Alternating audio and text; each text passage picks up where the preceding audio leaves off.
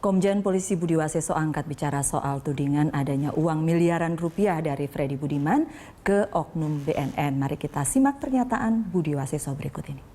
Begini, ini kewenangan masing-masing ya.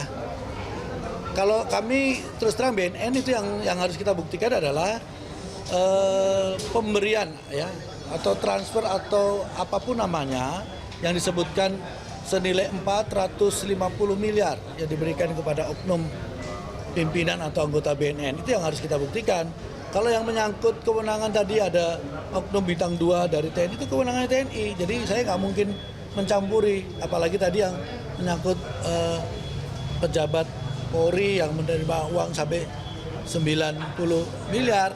Nah itu kewenangannya internal Polri. Ya, ini jelas. Kalau TNI urusannya TNI, BNN urusannya BNN, Polri urusannya Polri, dan itu yang kemudian menimbulkan sedikit wasangka begitu di masyarakat yang agak berat kalau kemudian tidak ditangani bersama-sama. Ya, itu betul. Jadi kan ceritanya kan saya kira Pak Boy pasti tahu, Pak Slamet pasti tahu bagaimana publik itu sudah dengan mindset yang mengatakan bahwa dalam transaksi narkoba atau dalam beberapa kejahatan sering ada oknum yang membacking.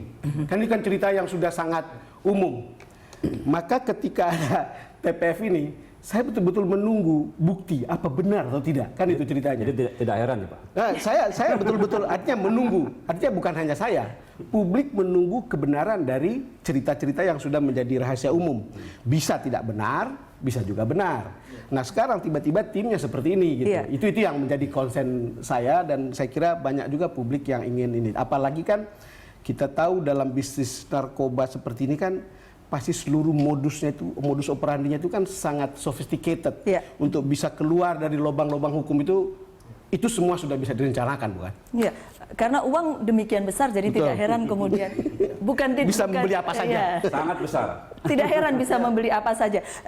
Tetapi kita bicara soal kepercayaan tadi. Bagaimana kemudian membeli kepercayaan publik? Ya, artinya begini, proses yang kita jalankan itu ini kan kita menjawab adanya persangkaan buruk ya, dan persangkaan buruk itu adalah perbuatan pelanggaran hukum, kejahatan. Oleh karena itu prosedur pengungkapan peristiwa ini harus kepada prosedur hukum.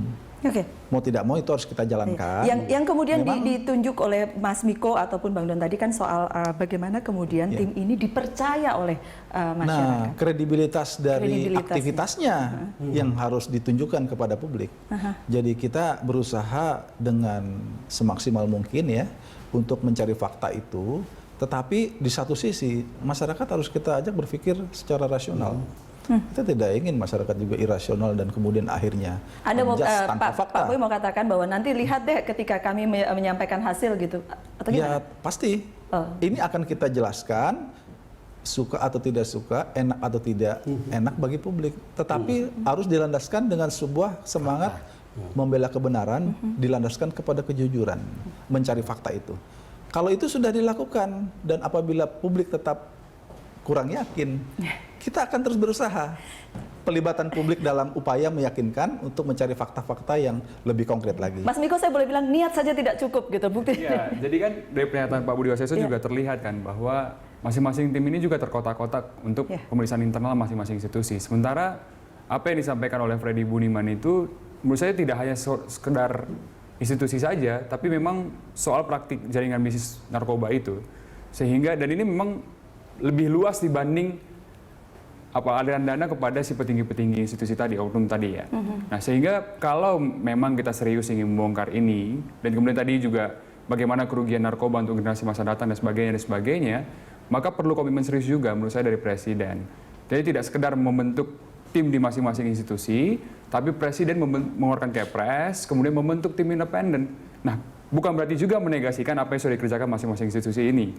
Temuan dari masing-masing tim ini kan juga bisa menjadi bahan awal untuk nanti tim yang dibentuk secara independen tadi gitu. Nah saya kira memang kalau dikatakan bahwa harus melalui prosedur hukum yang legal, apa yang dilakukan di masing-masing tim ini kan bukan juga prosedur hukum, tapi pemeriksaan internal kan. Dan memang perlu lompatan ekstra legal juga oleh Presiden untuk kemudian membentuk tim pencari fakta. Anda tetap mengatakan bahwa tetap perlu tim independen yang jadi di luar tiga institusi yang lintas sektoral. Saya boleh bilang apakah ini orang sebagian akan mengatakan kalau sendiri-sendiri ini egosentris. Iya.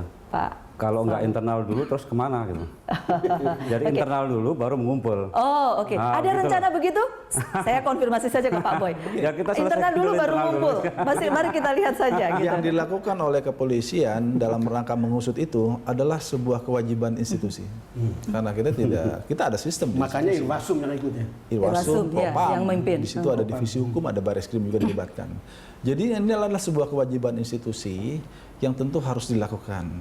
Apapun yang menjadi keputusan bangsa dan negara ini, kita welcome saja.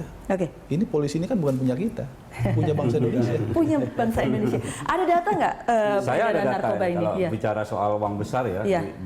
Saya bicara uang besar dari tadi soalnya. Kita Sangat lihat besar. sebesar apa? Ya. Jadi hasil riset tahun 2014 itu kerugian sosial dan pribadi itu sejumlah 63,1 triliun. Kemudian riset 2015 65,6 triliun. Estimasi semuanya. Ya.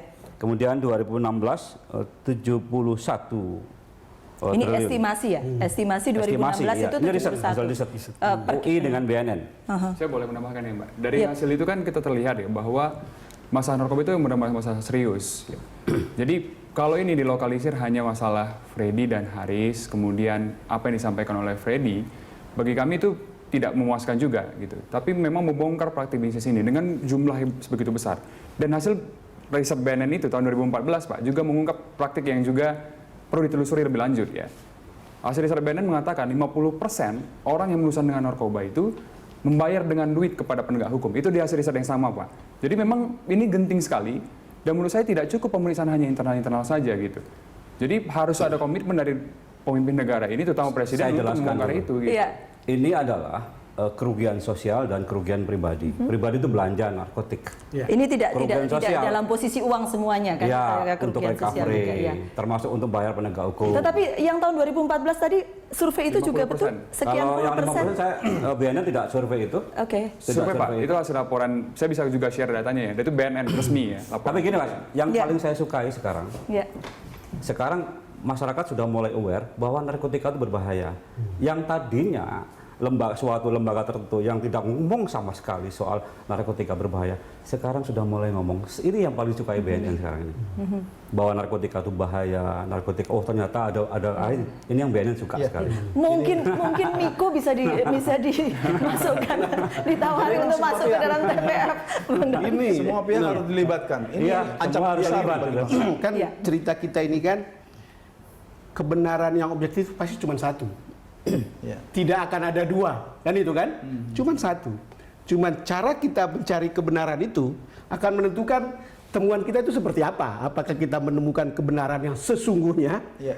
atau apa gitu. Itu aja. Ya. Nah, sekarang ada pertanyaan tadi itu kan kita bicara kepada metodologinya, kita bicara pada timnya dan lain-lain.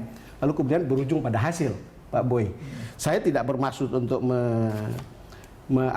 mengurangi kepercayaan saya pribadi pada tim ini, tetapi memang kan yang dibutuhkan itu kalau kita mencari dengan cara-cara formal, kebenaran formal juga yang akan kita dapat.